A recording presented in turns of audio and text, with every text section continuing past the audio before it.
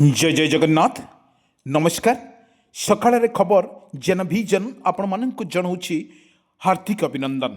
आसतु किछि गुरुत्वपूर्ण घटना किछि दुर्घटना पर नजर पकेबा पूर्वर ओडिशा पर वर्तमान रही ग्रीष्म प्रभावर तेज वर्तमान शीतर गायब पर पुणी आसुछि गरम। এই গরম দিনরে লাগুছি গরম এবং রাতিরে লাগুছি ঠান্ডা।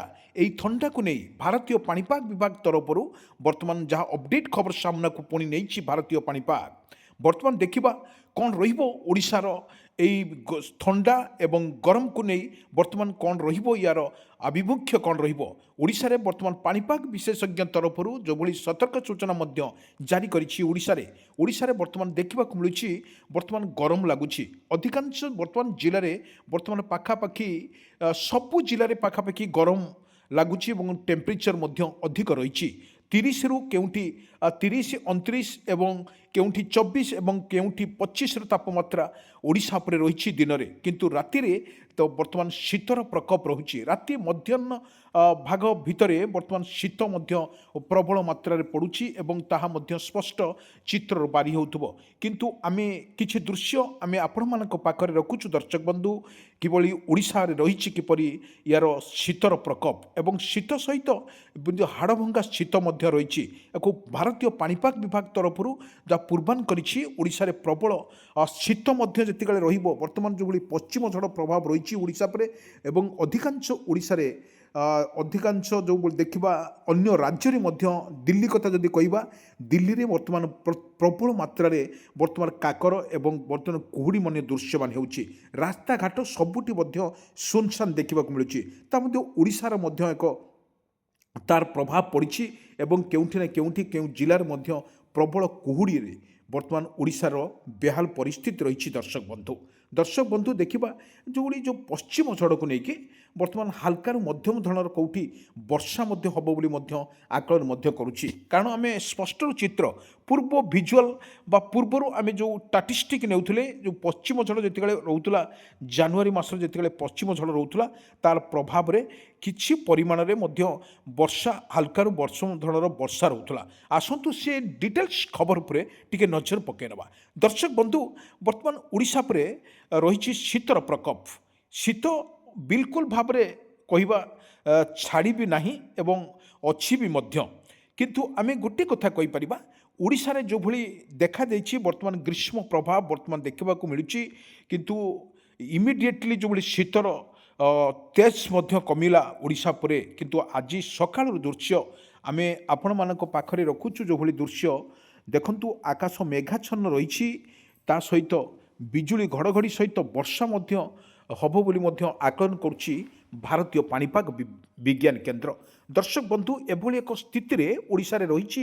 ଏହାର ବର୍ତ୍ତମାନ ପୁଙ୍ଖାନୁପୁଙ୍ଖନି ଭାଗରେ ଯଦି ଆମେ ତର୍ଜମା କରିବା ତାହେଲେ ଓଡ଼ିଶା ଉପରେ ନିଶ୍ଚିତ ଭାବରେ ବର୍ଷାର ପରିମାଣ ଟିକେ ରହିବ ବୋଲି ମଧ୍ୟ ଆକଳନ ମଧ୍ୟ କରୁଛି ଭାରତୀୟ ପାଣିପାଗ ବିଭାଗ। କିନ୍ତୁ ସବୁଠି ବଡ଼ କଥା ହେଉଛି ଯେଉଁଭଳି ଓଡ଼ିଶାରେ ବର୍ତ୍ତମାନ ଆଜି ମେଘାଚ୍ଛନ୍ନ ରହିଛି ଏବଂ ଯେଭଳି ଭାବରେ ରହିଛି ତାର ମଧ୍ୟ ସ୍ପଷ୍ଟ ଚିତ୍ର ଦେଖିପାରୁଥିବେ। କିନ୍ତୁ ଗୋଟିଏ କଥା ହେଉଛି ଭାରତରେ ବର୍ତ୍ତମାନ ଯେଉଁଭଳି ଆରବ ସାଗର କଥା କୁହନ୍ତୁ, ବଙ୍ଗୋପସାଗର କଥା କୁହନ୍ତୁ, ଏହି ସାଗରମାନଙ୍କରେ ପ୍ରବଳ ମାତ୍ରାରେ ଯେଉଁଭଳି ପଶ୍ଚିମ ଝଡ଼ ପ୍ରଭାବ ରହୁଥିଲା, ତାପରେ କିଛି ପରିମାଣରେ ସେପ୍ଟେମ୍ବରରେ ଆଉ ଅକ୍ଟୋବର ପ୍ରବଳ ମାତ୍ରାରେ ଯେଉଁ ବାତ୍ୟା କଥା କୁହନ୍ତୁ କିମ୍ବା ଲଘୁଚାପ କଥା କୁହନ୍ତୁ, ତାହା ମଧ୍ୟ ଓଡ଼ିଶା ପରେ ବେଶୀ এটা ପ୍ରଭାବିତ ପଡ଼ୁଥିଲା। କାରଣ ଆମେ ଦେଖିଛେ ପୂର୍ବରୁ ଯେଉଁଭଳି ବାତ୍ୟା ଗୁଡ଼ିକ ରହିଥିଲା, ଆମର ଫାଇଲିନ୍ କଥା କୁହନ୍ତୁ, ହୁଡ଼ୁହୁଡ଼ୁ କଥା କୁହନ୍ତୁ, ଏଭଳି ଭାବରେ ଯେଉଁ ବାତ୍ୟା ଗୁଡ଼ିକ ଯେତେବେଳେ ଓଡ଼ିଶା ଉପରେ ରହୁଥିଲା, ତାପରେ ଓଡ଼ିଶାର ପ୍ରତ୍ୟେକ ଲୋକମାନେ ୟାର ବିଭୀଷିକା କାହାଣୀ ଏବେ ବି ଆଖି ଆଗରେ ଜଳଜଳ ହୋଇ ଦେଖାଯାଉଛି। କାରଣ ଏତେ ଭୟାବହ ଥିଲା ବର୍ତ୍ତମାନ ଯେଉଁଭଳି। କିନ୍ତୁ ବଙ୍ଗୋପସାଗର ଏବଂ ଆରବ ସାଗରରେ ଯେଉଁଭଳି ଭାବରେ ବର୍ତ୍ତମାନ ସୁଦ୍ଧା ରହିଛି ୟାର ସ୍ଥିତି ବର୍ତ୍ତମାନ ରହିଛି, କେତେବେଳେ କ'ଣ ହେବ ମଧ୍ୟ ତା କହିବା ଏକ ମୁସ୍କିଲ ହୋଇପଡ଼ୁଛି। କିନ୍ତୁ ଆରବ ସାଗର ଓ ବଙ୍ଗୋପସାଗରରେ ଏଭଳି ଏକ ପରିସ୍ଥିତିରେ ବର୍ତ୍ତମାନ ତା ସ୍ଥିତି ରହିଛି ଓଡ଼ିଶାରେ ବର୍ତ୍ତମାନ ଯେଉଁଭଳି ରହିଛି ବର୍ଷା ଏବଂ ବିଜୁଳି ଘଡ଼ଘଡ଼ି ସହିତ ବର୍ଷା ମଧ୍ୟ ହୋଇପାରେ ବୋଲି ମଧ୍ୟ ଆକଳନ କରାଯାଉଛି। ଓଡ଼ିଶାରେ ବର୍ତ୍ତମାନ ଯେଉଁ ଜାନୁଆରୀ ମାସ ବର୍ତ୍ତମାନ ଆଜି ଯେଉଁଭଳି କରାଯାଉଛି 24 ତେଇଶ ଏବଂ 24 ତାରିଖ ଭିତରେ ଓଡ଼ିଶାର କାଉଁଳିଆ ପାଗ ମଧ୍ୟ କରିବ। ଅନେକ ସ୍ଥାନରେ ମଧ୍ୟ କାଉଁଳିଆ ପାଗ ସହିତ ହାଲକାରୁ ମଧ୍ୟମ ଧରଣର ବର୍ଷାକୁ ନେଇ ମଧ୍ୟ ସତର୍କ ସୂଚନା ଜାରି କରିଛି ଭାରତୀୟ ପାଣିପାଗ ବିଭାଗ। କିନ୍ତୁ ଭାରତୀୟ ପାଣିପାଗ ବିଭାଗ ତରଫରୁ ଯେଉଁ ପୂର୍ବାନୁମାନ କରିଛି ଓଡ଼ିଶାରେ ବର୍ତ୍ତମାନ ତାହା ମଧ୍ୟ ସ୍ପଷ୍ଟ ହୋଇଛି। କିନ୍ତୁ କୁହୁଡ଼ି ସବୁଠି ମଧ୍ୟ ଦେଖିବାକୁ ମିଳୁଛି। ସମସ୍ତ ଯେଉଁ କୁହୁଡ଼ି ଦେଖିବାକୁ ମିଳୁଛି ଏବଂ ଏହି କୁହୁଡ଼ିକୁ ନେଇକି ବର୍ତ୍ତମାନ ସବୁଠି ଦେଖିବାକୁ ମିଳୁଛି ଆକ୍ସିଡେଣ୍ଟର କେସ୍ ମଧ୍ୟ ଗୁରୁତ୍ୱପୂର୍ଣ୍ଣ ଭୂମିକା ନେଇଛି। ସବୁଠାରୁ ମାନେ ଯେଉଁ ଆକ୍ସିଡେଣ୍ଟକୁ ବେଶୀ ପରିମାଣରେ ବଢ଼ିଛି, କାରଣ ଓଡ଼ିଶା କଥା କୁହନ୍ତୁ, ଭାରତର କଥା କୁହନ୍ତୁ, ଏଭଳି ଏକ ପରିସ୍ଥିତିରେ ମଧ୍ୟ ରହିଛି। କାରଣ ଯେତେ ଜୋରରେ କୁହୁଡ଼ି ମଧ୍ୟ ଯେତେବେଳେ ପଡ଼ୁଛି କୁହୁଡ଼ି, ତାହା ଗୋଟିଏ ଅପୋଜିଟ୍ ସାଇଡ଼କୁ ଅନେଇଲା ବେଳକୁ ତାହା ମଧ୍ୟ କିଛି ଦୃଶ୍ୟମାନ ହେଉନାହିଁ, ତାହା ସ୍ପଷ୍ଟର ବାରି ହେଉଛି। କିନ୍ତୁ ଏଭଳି ଏକର ପରିବହନ ପକ୍ଷରୁ ବର୍ତ୍ତମାନ ସଚେତନ ମଧ୍ୟ କରାଯାଇଛି। ପ୍ରତ୍ୟେକ ଲୋକମାନଙ୍କୁ ମଧ୍ୟ ସଚେତନ କରିବାର ବେଳ ବର୍ତ୍ତମାନ ରହିଛି ଏବଂ ପୁଲିସ ପ୍ରଶାସନମାନଙ୍କୁ ମଧ୍ୟ କନସିୟସ୍ କରାଯାଇଛି କିପରି ଭାବରେ ଆକ୍ସିଡେଣ୍ଟକୁ ରୋକାଯାଇପାରିବ ଏବଂ କିପରି କୁହୁଡ଼ିକୁ ଦେଖି ଲୋକମାନେ ଯିବା ଆସିବା କରିପାରିବେ ଏବଂ ଯାନବାହନ ତରଫରୁ ଯାନବାହନ କିପରି ନେଇପାରିବେ, ସେଥିପାଇଁ ସରକାର ସେମାନଙ୍କ ସମସ୍ତଙ୍କୁ ଗୁରୁ ଦାୟିତ୍ୱ ମଧ୍ୟ ଦିଆଯାଇଛି।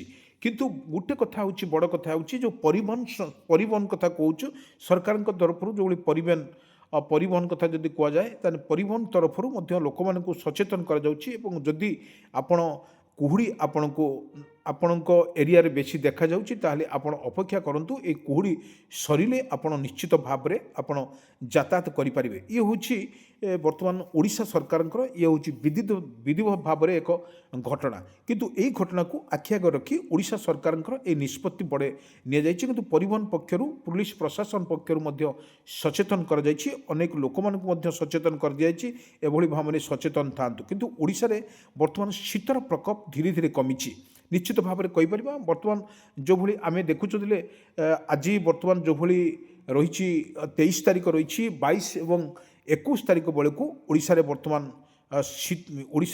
ଆଉ ଶୀତ ଏତେ ପରିମାଣ ଲାଗୁନାହିଁ। କିନ୍ତୁ ଯେଉଁଭଳି ବାଘ ଭଳି ମାଡ଼ି ବସୁଥିଲା ସନ୍ଧ୍ୟାବେଳେ ଏବଂ 1ରୁ 2ଟା ହେଲେ ବର୍ତ୍ତମାନ ପ୍ରବଳ ଶୀତ ଲାଗୁଥିଲା, ତାହା ମଧ୍ୟ ଶୀତର ପ୍ରକୋପ ବର୍ତ୍ତମାନ ଓଡ଼ିଶା ଉପରେ ଦେଖିବାକୁ ମିଳୁନାହିଁ। ଏହାର ଗୋଟିଏ କାରଣ ହେଉଛି ଯେତେବେଳେ ପଶ୍ଚିମ ଝଡ଼ ଓଡ଼ିଶା ଉପରେ ଯେତେବେଳେ ପ୍ରଭାବିତ ହେଉଛି ତାରି ମାଡ଼ରେ ବର୍ତ୍ତମାନ ଶୀତ ଗାୟବ ହୋଇଛି। କିନ୍ତୁ ଯଦି ପଶ୍ଚିମ ଝଡ଼ର ଗାୟବ ପରେ ପୁଣି ଯେତେବେଳେ ଶୀତ ଲେଉଟି ପାରେ ବୋଲି ମଧ୍ୟ ପାଣିପାଗ ବିଭାଗ ତରଫରୁ ମଧ୍ୟ ସତର୍କ ସୂଚନା ମଧ୍ୟ ଜାରି କରାଯାଇଛି। କିନ୍ତୁ ଶୀତ ଲେଉଟି ପାରେ ତାହା ମଧ୍ୟ ସ୍ପଷ୍ଟ କରିଛି ଭାରତୀୟ ପାଣିପାଗ ବିଭାଗ। କିନ୍ତୁ ଏଭଳି ଏକ ଦୃଶ୍ୟ ଆମେ କେବେ ଯେଉଁଭଳି ଦେଖୁଛୁ, କିନ୍ତୁ ଆଜି 23 ଏବଂ 24 ତାରିଖ ଭିତରେ ହେଲାଣି, କିନ୍ତୁ ଏଭଳି ଶୀତ ଧୀରେ ଧୀରେ ଗାୟବ ହେଉଛି। କିନ୍ତୁ ଫେବୃଆରୀ ମାସରେ ପ୍ରବଳ ଗରମ ହେବ ବୋଲି ମଧ୍ୟ ସ୍ପଷ୍ଟ କରିଛି ଭାରତୀୟ ପାଣିପାଗ ବିଭାଗ। କିନ୍ତୁ ଭାରତୀୟ ପାଣିପାଗ ବିଭାଗ ତରଫରୁ ଯେଉଁ ସ୍ପଷ୍ଟ କରାଯାଇଛି, କିନ୍ତୁ ଓଡ଼ିଶାରେ ଏଥରକ ନିଶ୍ଚିତ ଭାବରେ ଗ୍ରୀଷ୍ମ ପ୍ରଭାବ ଅଧିକ ରହିବ, କାରଣ ଟେମ୍ପରେଚର ଅଧିକ ରହିବ। କିନ୍ତୁ ପୂର୍ବରୁ ଆମେ ଦେଖିଛେ 2025 ଏବଂ 24 ଏବଂ 23ରେ এই ଲଗାତାର ଭାବରେ 3 ବର୍ଷରେ ଓଡ଼ିଶା ଉପରେ ଗ୍ରୀଷ୍ମ ପ୍ରଭାବରେ ପ୍ରବଳ ମାତ୍ରା ଥିଲା, ଗଛ ପତ୍ର ସବୁ ମଧ୍ୟ ପୋଡ଼ି ଯାଉଥିଲା। କିନ୍ତୁ ଏହି ପରିପ୍ରେକ୍ଷୀରେ ଯଦି ଝିପିଝିପି ବର୍ଷା ଓଡ଼ିଶା ଉପରେ କଞ୍ଚିତ ପରିମାଣରେ ରୁହେ ତାହେଲେ ଲୋକମାନେ ବର୍ତ୍ତମାନ କିଛି ରକ୍ଷା ପାଇବେ ବୋଲି ମଧ୍ୟ ଆକଳନ କରୁଛନ୍ତି। କିନ୍ତୁ ଓଡ଼ିଶା ସରକାରଙ୍କର ଏକ ନିଷ୍ପତ୍ତିକୁ ସବୁଠି ମଧ୍ୟ ଏଭଳି ଭାବରେ ସଚେତନ କରାଯାଇଛି। କିନ୍ତୁ ଗ୍ରୀଷ୍ମ ପ୍ରଭାବକୁ କିପରି ଲୋକମାନଙ୍କ ପାଖରେ ରଖାଯାଇପାରିବ ଏବଂ ଅଂଶୁଘାତର ଯେଉଁଭଳି ରହିଛି ରୂପ ରହିଛି, କିନ୍ତୁ ଏବେଠାରୁ ଯାହା ସଂକେତ ଦେଖାଯାଉଛି ଓଡ଼ିଶାରେ ଏକ ଲଘୁଚାପର ବର୍ଷା ହୋଇପାରେ ବୋଲି ମଧ୍ୟ ଆକଳନ କରୁଛି ଭାରତୀୟ ପାଣିପାଗ ବିଭାଗ। ଯଦି ଲଘୁଚାପ ରୁହେ ତାହେଲେ ନିଶ୍ଚିତ ଭାବରେ କହିପାରିବା କିଛି ଟେମ୍ପରେଚର ମଧ୍ୟ କମିଯାଇପାରେ ବୋଲି ମଧ୍ୟ ଆକଳନ କରାଯାଇଛି। କିନ୍ତୁ ଓଡ଼ିଶାରେ ଯେଉଁଭଳି ରହିଛି ଲଘୁଚାପ ବର୍ଷା, କୁହୁଡ଼ି ସତକୁ ବର୍ଷା ମଧ୍ୟ ରହିଛି।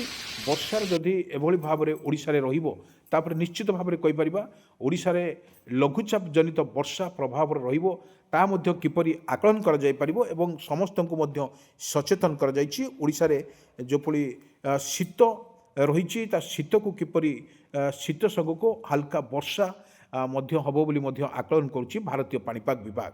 କିନ୍ତୁ ଭାରତୀୟ ପାଣିପାଗ ବିଭାଗ ତରଫରୁ ଯେଉଁଭଳି ସତର୍କ ସୂଚନା ମଧ୍ୟ ଜାରି କରାଯାଇଛି, ପ୍ରତ୍ୟେକ ଜିଲ୍ଲାପାଳଙ୍କୁ ନେଇକି ମଧ୍ୟ ବୈଠକ ମଧ୍ୟ କରାଯାଇଛି।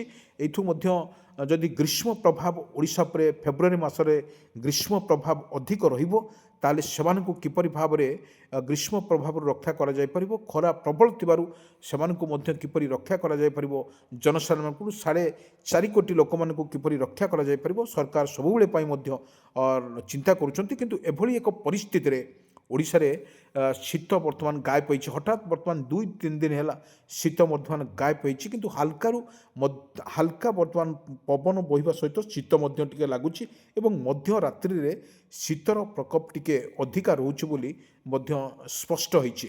କିନ୍ତୁ ପାଣିପାଗ ବିଭାଗ ତରଫରୁ ବର୍ତ୍ତମାନ ଯାହା ପୂର୍ବାନୁମାନ କରିଛି, କିନ୍ତୁ ଏଇ ଜାନୁଆରୀ ମାସ ପର୍ଯ୍ୟନ୍ତ ଶୀତର ପ୍ରକୋପ ଟିକେ ଅଧିକ ରହିବ।